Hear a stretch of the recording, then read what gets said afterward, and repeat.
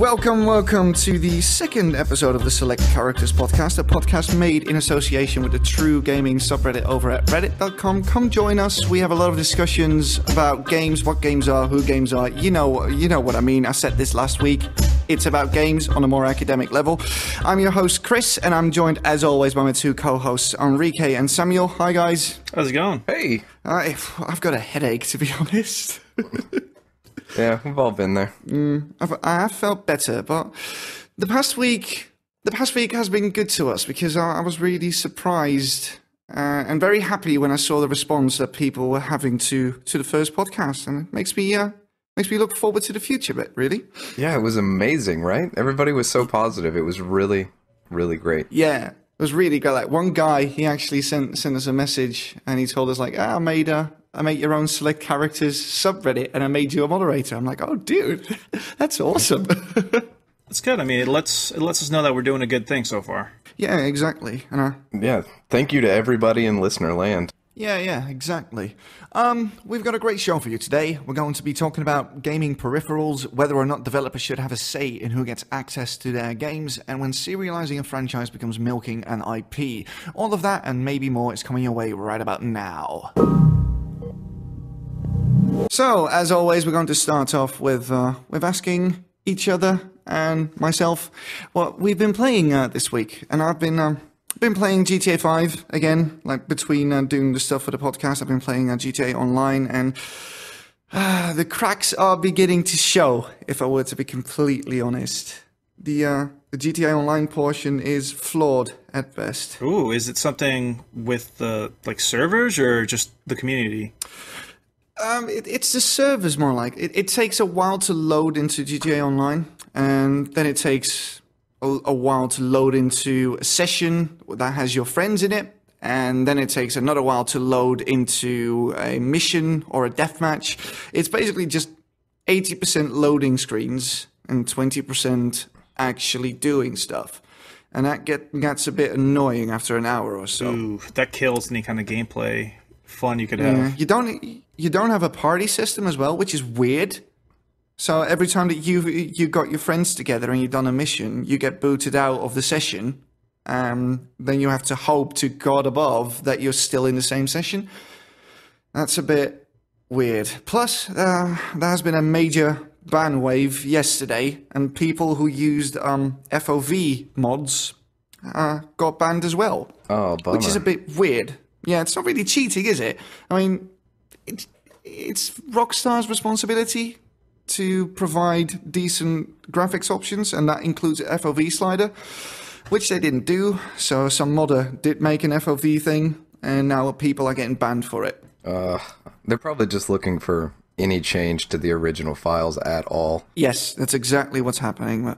The system is a bit trigger happy, so a lot of people are getting banned for several weeks now. It kind of sucks because I can understand their mentality on it, but it's more often than not, I feel like they kind of go towards a scorched earth policy than an actual, something people consider fair.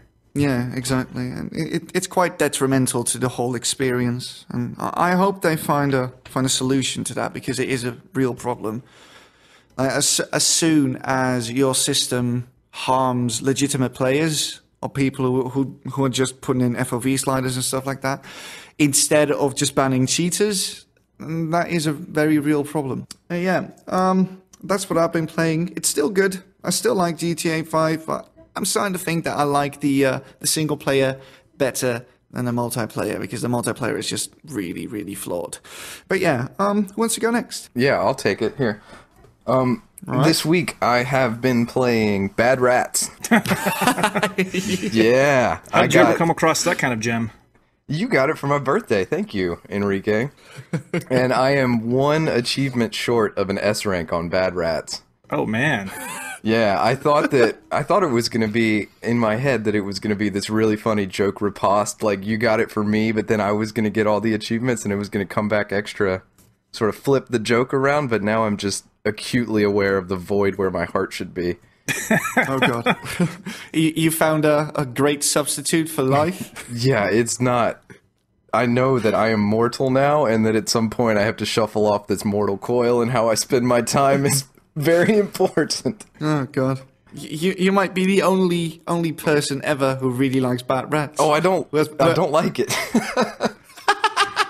I just thought it would be funny. I thought that, I thought I would send him a screenshot of me having every achievement in it, and it would be this hilarious joke. But the payoff's not there. Bad Rats is one of those games that's so terrible it kind of drives you to an existential crisis. That's where I'm at. That's where I'm at right now.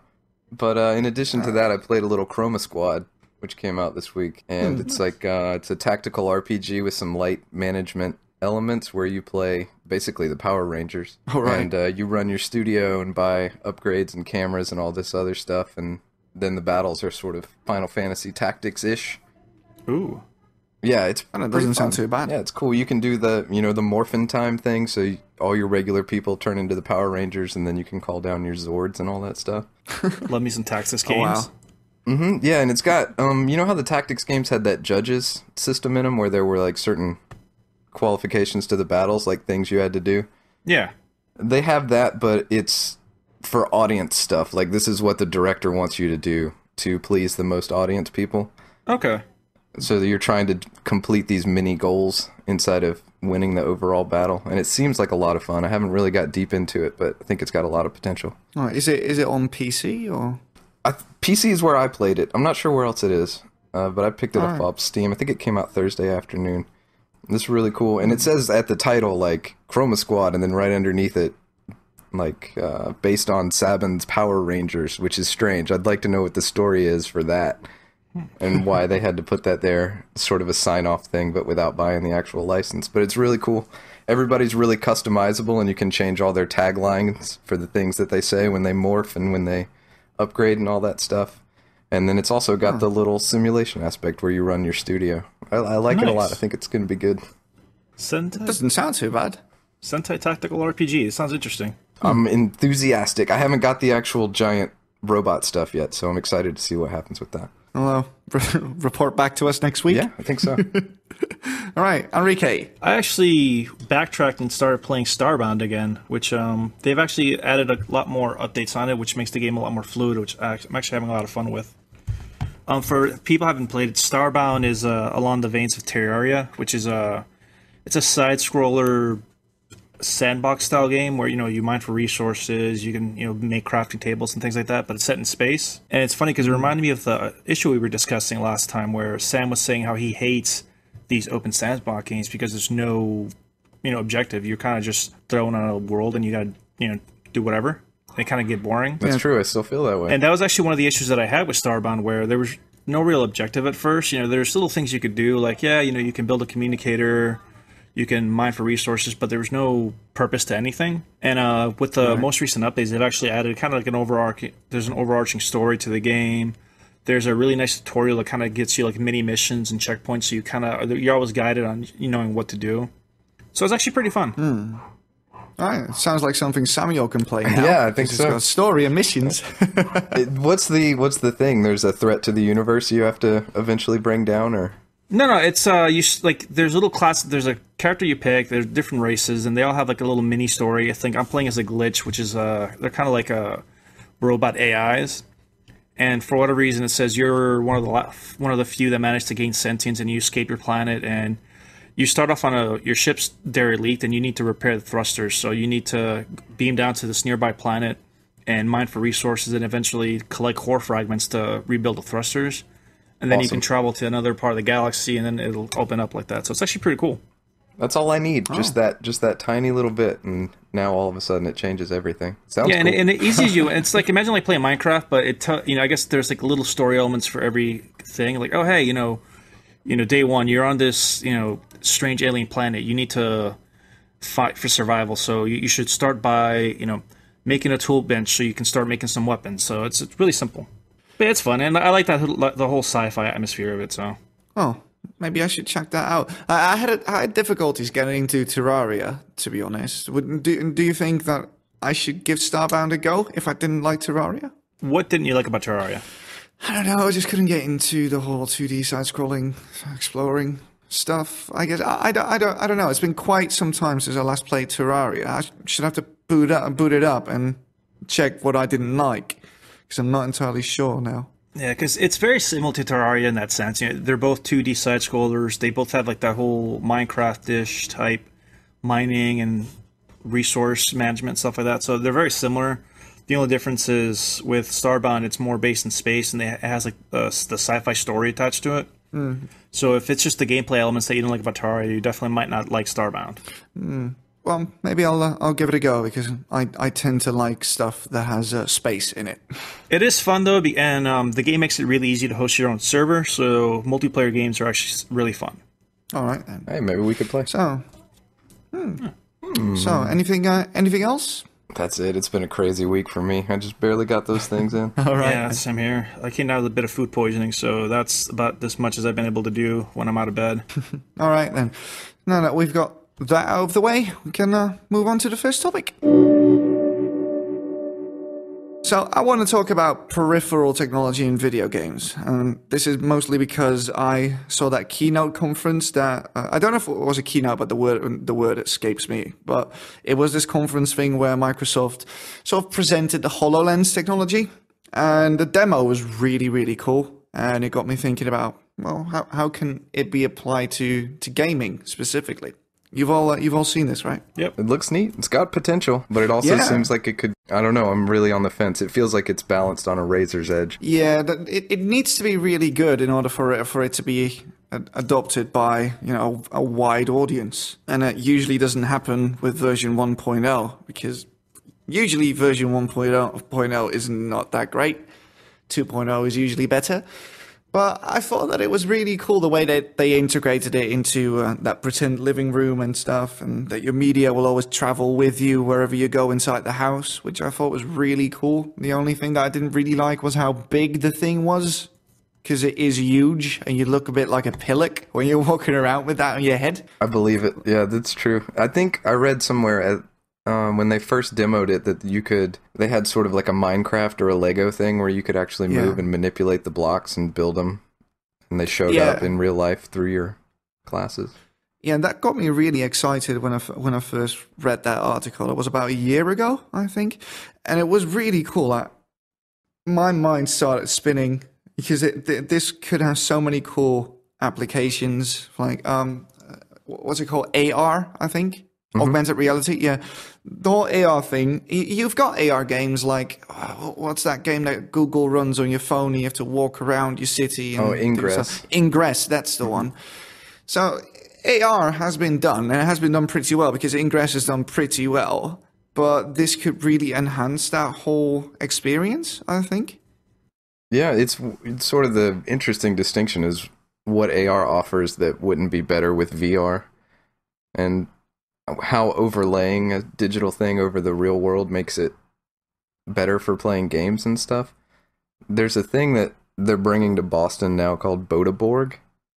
And it's just a big room where you go on quests where they actually set up real life prison breaks and physical challenges and stuff like that, like be on a game show and all this stuff. Oh, that's pretty cool. Yeah, with an unlimited taco bar. That's the main selling point for me. But I think is the way that seems just a little bit, I don't know, kitsy or weird or not exactly super fun. But if you brought AR into it, you might be really onto something. I don't know. Like, I feel like it'll just be a gimmick, and I don't think it'll have any lasting impact on gaming. How so? I don't know. I just feel like technology like this is, it's really fun, it's interesting and stuff. But when it comes to gaming, I think we're so set in our ways in terms of just having a simple controller and a display screen as our main source of input and output that when we try to incorporate something else, like, the AR functionality or, the Kinect had the camera and all that stuff, it's fun for 1 or 2 days, and then people just kind of lose their interest because it just seems like it's a lot of effort. Well, I might agree with you on AR, but I think VR could be very cool. And I've been thinking about getting an Oculus Rift because, I read articles about it, and pretty much everyone who has played the most recent version seemed to be wild about it, seemed to be very positive about it. And the things I hear is that it really enhances the immersion factor when you're playing your games, which is one of the reasons why I play games. I want to be immersed in something, and the Oculus Rift seems to do that quite well. Yeah, at least for VR. A few months ago, I got to play, I think, what is it, one of the Amnesia or something like that, at RTX on the Oculus Rift, and it was really cool. But I don't know. It just, again, like it seems like a lot of extra effort. Well, there's not a lot of effort involved. You just put the thing on your head and you go. VR is a little easier to swallow because it's just a different screen. Right. Yeah, it is. Basically. But so is AR. It just projects stuff. I don't know. I think I'm just bitter when I hear AR because do you remember when the PlayStation Eye first came out? Oh, yeah. Do you remember that game, Eye of Judgment? Yeah, the card game. I thought it was the coolest concept because it's pretty much, like a Magic trading card game, but it has, like the actual animations for the cards and attacks, and I thought that was an awesome concept. I'm like, man, this thing's going to take off big, and it failed miserably. And it just sucks because, it makes me wonder, like, so what would people even use AR for? It's got to be, that's tricky, but it's something about freedom of movement, I suppose, or because it is augmented reality, so you just need reality that's a little bit different, like an obstacle course or a theme park or something. I don't think AR in your living room is going to create a meaningful game experience, but there's some really creative people out there, so who knows? Oh, I'm sure there is. I guess just empirically, every example I've seen of AR being adapted has been good for a gimmick, and then it fades off. I mean, the 3DS had it with the little AR cards you got from it. You kind of lost interest after that. The Vita had it when it came out with a little, I think it had like an AR card with it as well. You don't hear anything about that anymore. So it just feels like it's a really cool technology, and I think it has awesome like applications outside of gaming. But when it comes to gaming, I don't know what it is that makes people not as receptive to it past the initial stages of it. Yeah, I can get into that. So AR is not really going to be the future of gaming, but I do think VR is. Because I think VR is really, really cool. And like I said, I want to get an Oculus Rift because it looks like something that I could really, really use. It could really enhance my gaming experience. Are there any kind of games you wouldn't play on the Oculus Rift, or do you think you'd be able to use that for every single game? Man, I'll be a happy man if I can play Mirror's Edge on an Oculus Rift. Oh, God, I might get motion sickness. It comes with the territory, but yeah, it will make me really happy to play my favorite games with an Oculus Rift on my head. That would be amazing. I feel like the Oculus Rift, like because of what it is, it also kind of limits the kind of games available to it. Because I mean, you wouldn't be able to play like Civ 5 on the Rift. No, but it's obviously not designed for games like that. It's designed for first person games. Think of the applications it can have in first person shooters or racing games, for instance. That would be amazing. Do you think it could replace a monitor? I think so. For certain games, certainly. Like racing games, yes, I can see that working. First-person shooters, yeah, I can sort of see that working. But outside of that, yeah, adventure games, like basically anything as first-person would work really well with an Oculus Rift. But you don't need an Oculus Rift for strategy games or stuff like that, because it's obviously not meant for that sort of game. Yeah, I think Sam's question kind of expresses my doubts on it, that I guess I don't feel like it'll ever replace a monitor. And I feel like when a lot of people are looking at the Oculus Rift, they look at it as a replacement for their monitor. No, it's a peripheral. It's something that you can also use instead of or at the same time as, I guess. I've never actually used one, but they seem really exciting. Yeah. And I mean, aren't they naturally 3D? Isn't that what they do? Yeah. Mm-hmm. So that's kind of cool. That could be a total monitor replacement. Yeah, it's the immersion thing. You literally get sucked into your game. As long as it's comfortable. Yeah, exactly. I'll say this, playing like Amnesia on there was horrifying, and it was a lot of fun. Well, there you go. That's an argument for the Oculus Rift. Because it made an already scary game scarier. Just what I need. Yeah. But if you could have a monitor of any size right in front of you and that also had depth to it, that'd be cool. I mean, I'm sitting in this chair anyway. I might as well put on a helmet as much as I could look at a monitor. As long as it's not heavy and is comfortable, it could be better. Yeah, definitely. So, can you name some examples of gaming peripherals from the past that have failed?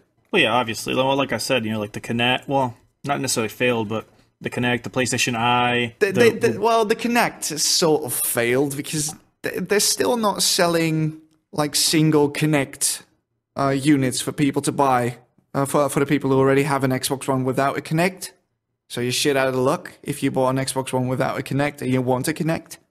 So, Microsoft is officially distancing themselves from it. The problem with peripherals in general is that the effort put in and the frustration experienced is never enough to offset the fun you get out of it.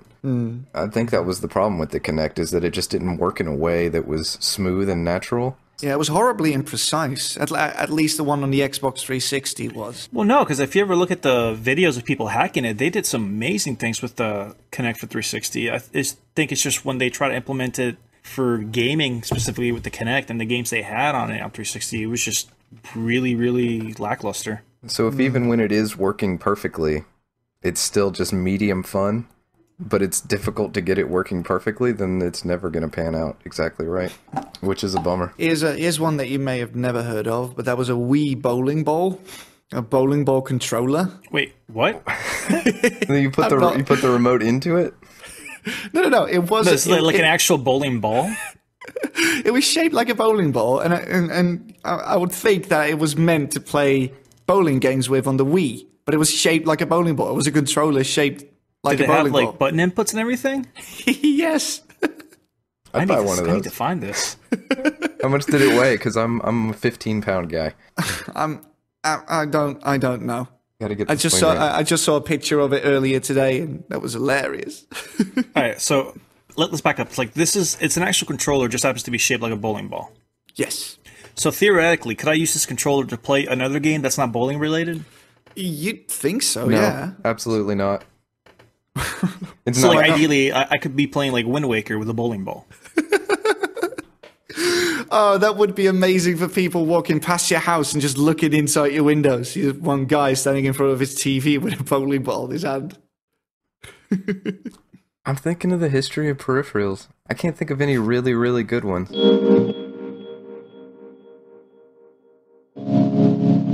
This is something that I wanted to discuss. Should creators have control over who has access to their content? And I bring this up because Valve had another one of their wonderful, wonderful ideas. They had paid mods last week, and this week they gave the ability to ban individual users to developers instead of letting Valve handle it. Well, I should explain, developers, they can hand in a submission to ban a certain player to Valve. Valve will then ban that player, and I think it's an automatic system.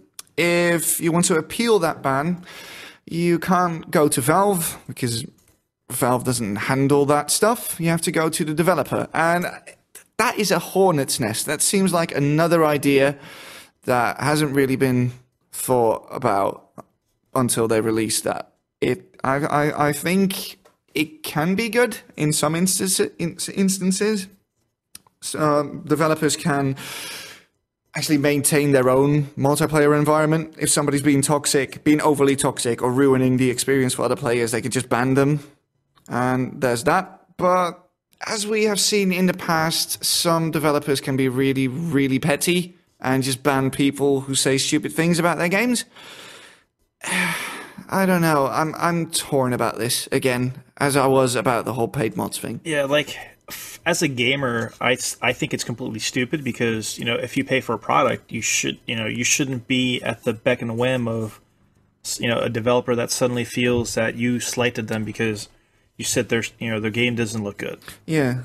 But at the same time, taking a step back, it also brings up the question is, this is the creator having a say on whether or not you should be experiencing their content. And it kind of begs the question, they did make the game, so are they in the right to say who can and can't experience it? I think if you're ruining the experience for other people, then yes, I think so.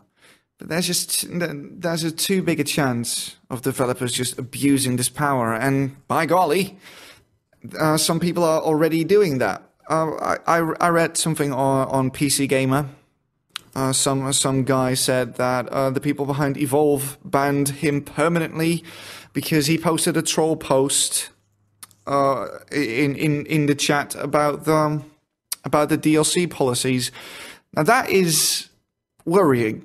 Somebody just says something, trying to troll or was trying to be funny or whatever, and gets permabanned for it. I don't know how legitimate this is, but I wouldn't put it past some developers. So I think it's worrying. You think it treads dangerous ground to censorship? Yes. Like, oh, you're not saying good things about our game. Well, then you're not getting access to our game. Enjoy. I don't think that's a good thing. Like, you're putting yourself out there by releasing a product. So you're basically going public, and you should expect people to be positive about your stuff, but you can also expect people to be negative. And sometimes people are negative because they love your product and they want you to make it better. Sometimes they are negative because they just don't like what you've done with your game and they want to make that known. But that doesn't mean that they should be banned from accessing the content that you've created entirely. It just seems, again, disingenuous. The thing is, they have control over who can access their content from the very beginning when they design it. They make the game, they develop the game. At that point, they have access to it. They're the one person. Anybody else they decide to add, they grant access to them. They they control their product. When they put it on a store for a price, that's them, in a way, saying anybody who wants access to it can have it for this price. So they aren't implementing that control. They're not saying only 100 people can have this game. They're saying any number of people who are willing to spend this money can have access to this game. So they relinquish that sort of, I don't know, I'm trying to think of how to describe it. They relinquish the constrictions on who can play that they had originally. And at that point, they need to accept that they have let that go. Yeah, I always forget that when you buy a game, you never really own it. You just obtain the license to use it for as long as the developer sees fit. But that still doesn't mean that you could just ban people willy-nilly or just bar access to content that people actually paid for just because you don't like what they have said. And Valve are now handling the actual bans. Like, the developer submits to Valve and Valve actually bans the person. Well, that's the thing. It's not a question of whether you can, because obviously they can. It's a question of whether it's a good or bad idea. Yeah, should you? And should you even just not? If you want to have that kind of control, don't put it on a store. I think pruning your player base to get rid of people who are just being toxic for the sake of being toxic and ruining other players' experience. I think those people, yeah, they deserve it. They obviously don't know how to react when they play with other people, how to interact with other people at a normal human level. So they shouldn't be allowed to play with other people. But if you're just bad-mouthing a game, or you're just bringing up some concerns you have about the game and get banned for it, or run the risk of being banned for it, I don't think that is good. Because it's such a hands-off approach for Valve. They basically said, like, all right, we'll handle the bans. If you want to appeal, you can send a message to the developer, which I think is a terrible idea. It's really, yeah. Well, it's interesting because I was trying to understand like Valve's motivation for the decision, and it seems it's just a matter of reducing workload for them, because I guess there's so many games on Steam, and for them to monitor every single instance of cheating, it takes a phenomenal amount of manpower. So it seems that's a way of them kind of outsourcing that decision to the developers themselves, so they can kind of, because I mean, honestly, like who better to monitor the game than the people that made it? So the idea seems like it's good at heart, where it's, hey, these developers of the game are monitoring their own game, so they'll be a better judge of character when it comes to cheating. But at the same time, like you said, there's that really iffy gray area where maybe you're not cheating, maybe you're just saying something really bad about the game and they don't want to hear it. Yeah, they can actively silence you for whatever reason, and they can basically silence you forever because they can just opt to not respond to your appeal. But the market speaks, right? If you don't put these tools in the hands of the developer, it's basically the Wild West out there, and your community can get as toxic as it wants to. But if you give them the tools, maybe you get some bad, but maybe the overall good is better.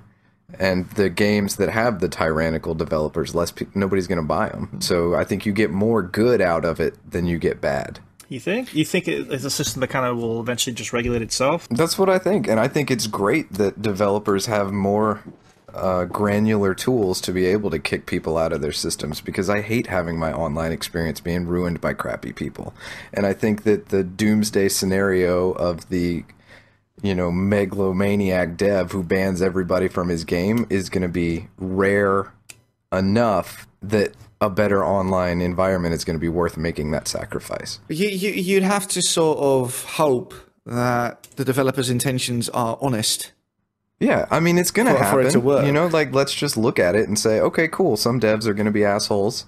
All right, that's a thing. But the large majority of them aren't going to be. So as long as those numbers shake out, like, it's a net win for us. It's just that the ones that are bad are, you spent money like $15 and now you can't play anymore. That's what sucks so bad, is that even if that happens one time, it just feels really wrong. But I would argue that that value is passed on in the online environments that are pruned properly and become a better experience. You know, I feel like if they had a system in play where if the developer banned you for, you know, a permanent ban, you would get refunded the value of the game. I feel like that would help to kind of alleviate a lot of those issues. That's true. Yeah, that's tricky. Because I mean, on the one hand, you know, you have it. I think it would stop developers from making that snap decision where it's like, oh, hey, this guy doesn't like my game. Well, screw you, ban him. Because then there's suddenly that monetary loss. But at the same time, I understand you don't want to reward players that are abusing the system. Yeah, because there's no consequence at that point. Like, I could join your game and cheat all I want, and if you ban me, I get my money back, so why do I care? But then, like I said, you know, you have the instances where you have those guys there, they make a bad comment, you get banned for life, and then you're suddenly out $20 because you didn't agree with something the developer did. I mean, it's largely unfair to those people, and I don't necessarily agree that you should sacrifice the few for the good of the many. Well, the only thing worse than a toxic player is a toxic developer. And the whole success of this little idea hinges on the fact that, or on the hope that developers are going to be honest about this and going to be fair. It's going to be hard to be fair if your anti-cheat system is automatic as well. Like I said in the intro, like, people are getting banned from GTA 5 for just using FOV mods. So yeah. I mean, I don't want to create an environment where we all have to walk around on eggshells just playing games, and the whole time we're playing them just worried that we're going to say the wrong thing and get banned. I don't want that to happen. But something would be great to just get the bad people out. Yeah. So some games communities could definitely use some pruning. Take, for instance, the Dota community, or the League of Legends community, or the Call of Duty community. Do I need to go on? I mean, yeah, dude, like, if some people just get caught up in that crossfire, that sucks, but I think the overall good is worth it. I'd say sacrifice the few. And I don't know. Like, you're looking at a dev who's I don't know, some kind of crappy person to begin with, that they would ban somebody over that stuff. I don't think that's going to happen that often. It's going to happen like 3 times, and the 3 times that it happens are going to get so much press, and so many people are going to think it's a doomsday scenario that everything else is going to change based on that, when we shouldn't change the larger atmosphere over a small probability of occurrences. So give them the power. That's what I'm saying. I'm saying give it to them. Let the shitty people be shitty and the good people be good, and make a better overall online experience for millions of people, even if you have to make it bad for the 1,000 people, because even those people are doing something sort of like towing the line, I guess you could say. Like, right. They're making a troll post on a community or something. They are edging up to see, you know, they're testing the boundaries. So if those people get banned, then it's not ideal because they don't deserve it, but also they were the ones who walked up to that wall and decided to push on it. That's a very good point. I don't know. Like, I know you keep referring to it as a doomsday scenario, but in my eyes, developers are people, and people aren't perfect, and they're liable for making snap judgments and rash decisions. And I'd feel more comfortable if the system was controlled more by Valve, because the idea is that this should only be used in cases of cheating, and it's just the fact that it's up to the developer to say what they consider a bannable offense. It might not be cheating at all. I don't know. There's just too much room for error, and I'd sleep safer if there wasn't that room for error. How about this? If the dev had to lay out a very clear code of conduct, these are what the bannable offenses are. Do you think that would work, or do you think that could be interpreted loosely and sort of jiggled around like a legal system to find loopholes and ins and outs? No, you should, yeah, they should actually do something like that. Just make a list. Like, if you do any of this stuff, you're out. Done. Because these are the things that ruin the experience for other players. This will make the game easier for you than it was intended to be. If you do this, you are considered a cheater. You're out of here. And then if somebody... I could get behind that. Yeah, and if somebody does something that's not on that list, then they're not allowed to ban them because it doesn't fall into any of those categories. Yeah, like, if they have like kind of, I guess, like a set number of guidelines that all the developers have to abide by equally, then that's fine, because then it's a fair system, because then you can get banned for the same thing playing game A as you do in game B. It's fair. My problem right now is that they just kind of gave the developers the power and no criteria for how to use it. Sure, they say, oh hey, this is to stop cheating, but at this point it's more of a quote unquote cheating. It's a set of guidelines, and somehow, your attitude for developer A, they might consider a fun joke and not say anything. Developer B might go scorch earth and ban you here on out for, just for disagreeing with them. But, I mean, that's the thing. Developer B, maybe they could put that in the qualifications, like any negative speech about or opinions about my game are a bannable offense. And then as long as you read that before you bought the game. Well, yeah, but I mean, at that point, they're being transparent for it, which I don't have an issue with that. It's transparency, but it's kind of silly transparency. But at least maybe they had to, when they released the game, they had to say these are the things we ban people for, and then before you buy it the things you can and can't do. Maybe that's a little better. Yeah, I guess it's just weird that you're essentially walking into like a minefield right now with games. I don't think it's that extreme. I think that's a bit of hyperbole. I'm not entirely sure. It really depends on the game and the community, to be honest. I'm all for making online gaming a safer and nicer place to game in, but in the way that they have implemented this new system, it's too much that could go wrong with this. I mean, if somebody makes a cheat or something that makes my game more fun, then let them cheat. But there's never any cheats that work that way. It always makes my game worse and their game better.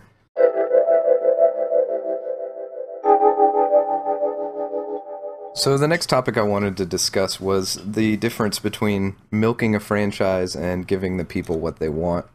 We see a lot of serialized franchises these days coming out and numbered Assassin's Creeds and things like that, and in a way it's got a lot to do with studios being risk averse because games cost so much money to make these days. Mm-hmm. But also people want to play more of the things they like.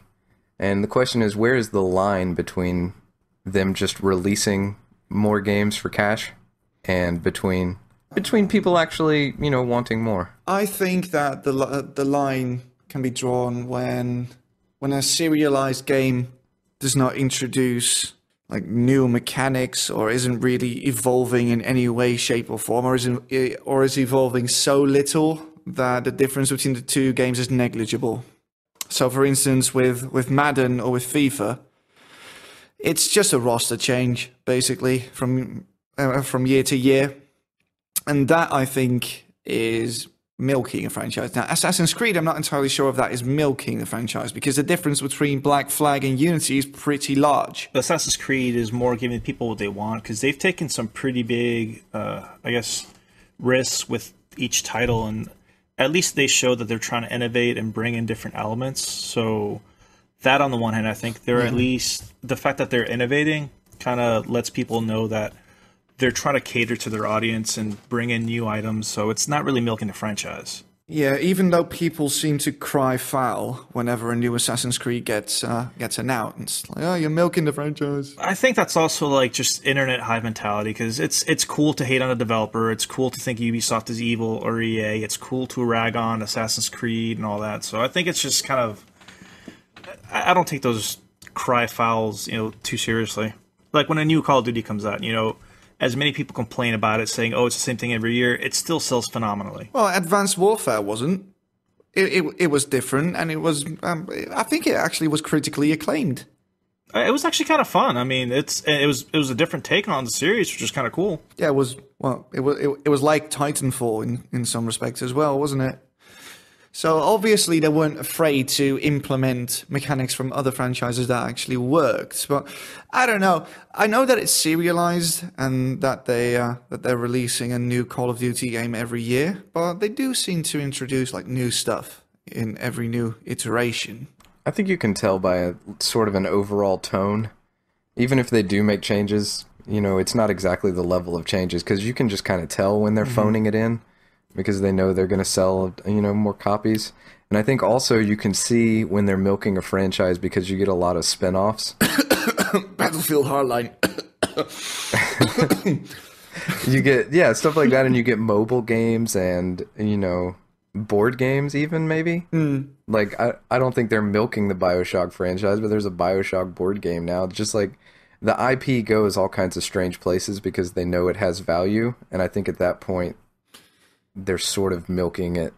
But that's also what you do with IP, so I don't know. Well, is it really milking when the concept of a certain game or a certain game franchise can be applied to different forms of media and successfully successfully be applied to other forms of media, not in a way that it feels forced? Like, I haven't played the BioShock board game, but I don't know. Have you played it? Because you are our resident board game enthusiast. It's totally fine. It came out and it's totally fine. It is. it's a solid vanilla ice cream kind of game. It's not great, but it's not bad. Do you think it was definitely like phoned in terms of board games? No, it could have just not been for me. I mean, that could be it too. I felt like it was not as deep as some other board games are, but I think it was like that because of the audience who would potentially be buying it. But I think that's part of it, but it's also an overall tone and quality to the additional things that use that IP that reflect whether it's being milked or not. Like, they're not phoning this stuff in. Obviously, work went into that. And obviously, work goes into the mobile games and stuff like that. But I think we can discern when things are dropping in quality and being milked. I think sport games are the worst offenders when it comes to serialized stuff with little to no innovation, because they don't need to release a new game every year, because all they do is update the roster and introduce maybe this little new mechanic. That's basically it. Yeah, they found a good loophole. Counterpoint that, I think the HD remasters are more guilty of milking a franchise. Oh yeah, of course. They had a lot of income first way around, and then they see that the market is asking for that same game on a newer generation of consoles or remastered for PC, and of course every developer will jump to that opportunity. I mean, why shouldn't they? And this brings me to another point, actually. Is milking a franchise actually bad? It is when it's exploitive. Like, bad in what term? Well, is it bad for the actual franchise? Is it bad for the consumer? I think it really depends. Remakes? I don't think so. Because people are actively asking for them most of the time. And it's giving the people what they want. Yes, it's capitalizing on a product that has already been out for ages, but people are asking for an updated version of that. So I don't really think that is bad. Well, I'm trying to think of an instance where there's been a game that's just been so mass-produced that it's lost traction, and I'm kind of hard-pressed to find one. GTA has had a good run now. Yeah, but I mean, GTA, in their defense, they don't release a game for, like, there's a couple of years between each installment. Yeah, that's true, but they did release it on the PS3 and the Xbox 360. Then they re-released it on the PlayStation 4 and the Xbox One. And now they've re-released it again on PC. So you think that's an example of milking the franchise? I think so. It's milking that installment, but I don't really think that is bad necessarily, because this is something that people have actually asked for. And people are clamoring to buy that game again and again and again. I mean, I did it. I bought it on a PlayStation 3, and I bought it on the PC again. That's true. I'm trying to think of an actual milked franchise. The first thing that comes to mind when people say milk franchises are, the Assassin's Creed, the Battlefields, Call of Duty, but when I sit down and think about it, I don't think they really qualify because there's still a lot of effort going into it. I mean, Call of Duty, even though it comes out every year, they have two different teams working on them, back to back. They do, at least with the most recent installments, they've actually added in new mechanics and different elements to them. So, like, they're at least trying to come up with a refreshing game every time around. It's weird how the public never seems to pick up on that. Even when a publisher says, like, oh, this game in the franchise is made by a different studio, people will still say, it's milking the franchise. Well, and like I said, I think it goes back to the hive mentality. It's cool to hate on, insert big name here. You go online and there's thousands of people calling Call of Duty, oh, it's the same thing every single year without even playing the game. Yeah, that's true. The vocal minority is usually a group of people who never had any intention of playing the games anyway. Yeah, I mean, I agree with you in a way that I think sports games are probably the biggest culprit of this, but at the same time, I mean, it's something that people want. I remember when I used to work at GameStop, we had massive releases for Madden, and Madden's a series that has arguably changed very little with each installment. It's a roster update, maybe better grass physics, but overall, it's pretty much the same game.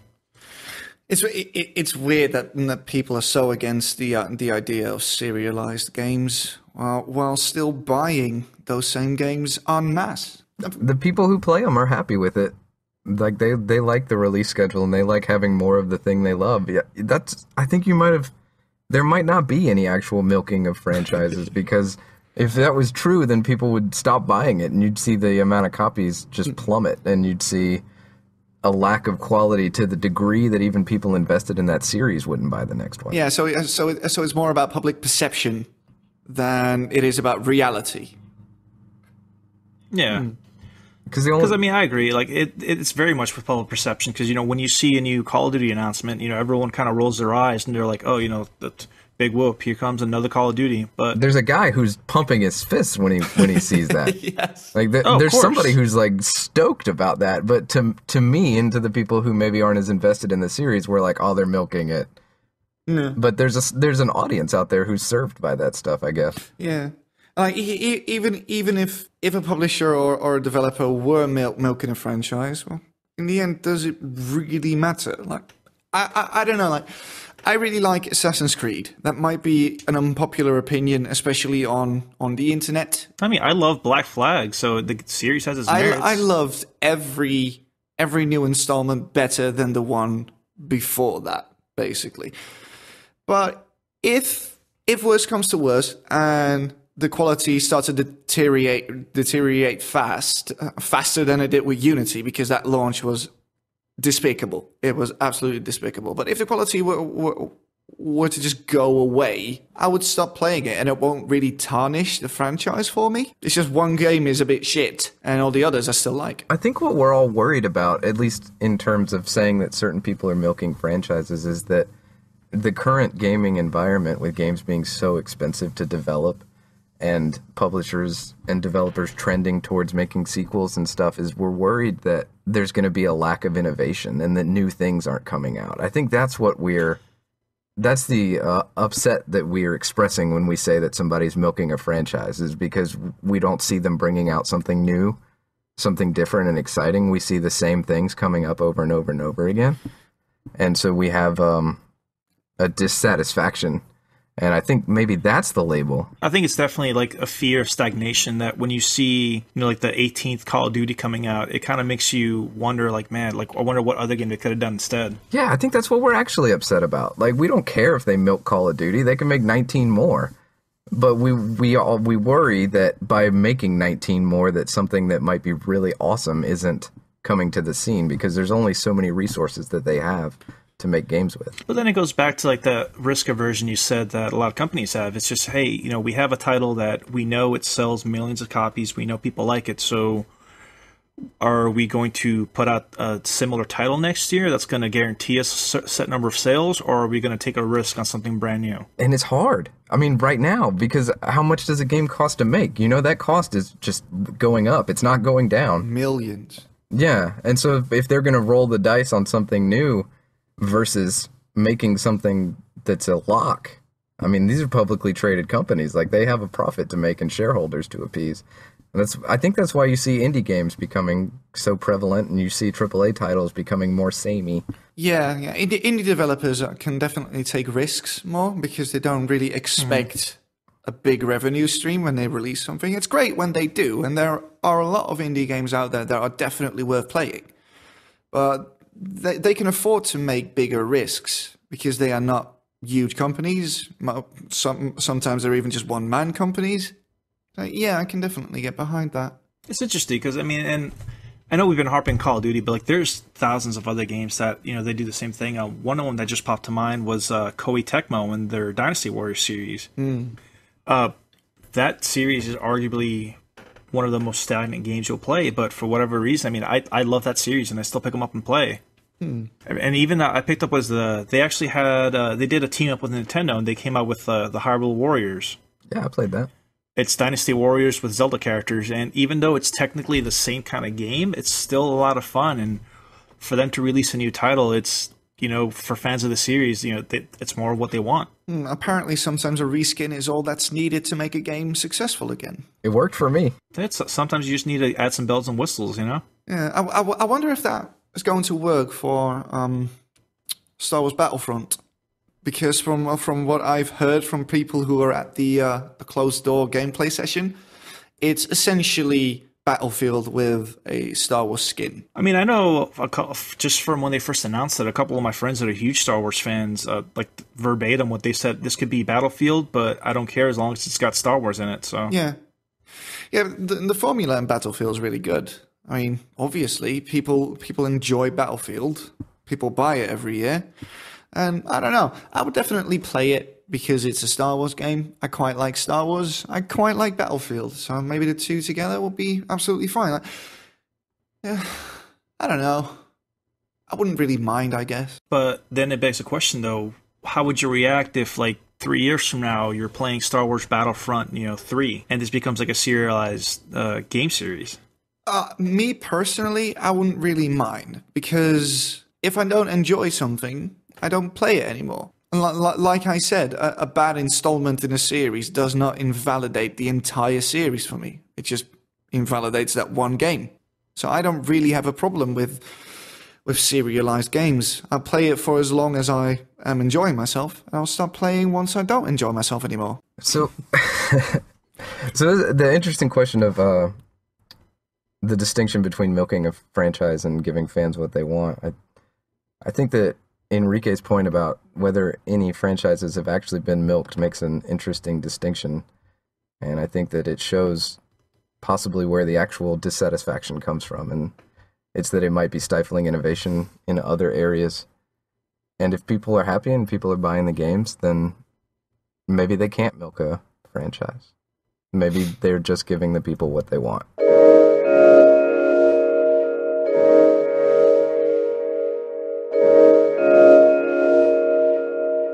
And that concludes episode 2 of the Select Characters podcast. If you want to read more about us, you can go to selectcharacters.com. If you want to subscribe to this podcast, you can do that via iTunes. Just go to the iTunes store and search for the Select Characters podcast there, or through our RSS feed via feeds.feedburner.com/Select Characters podcast.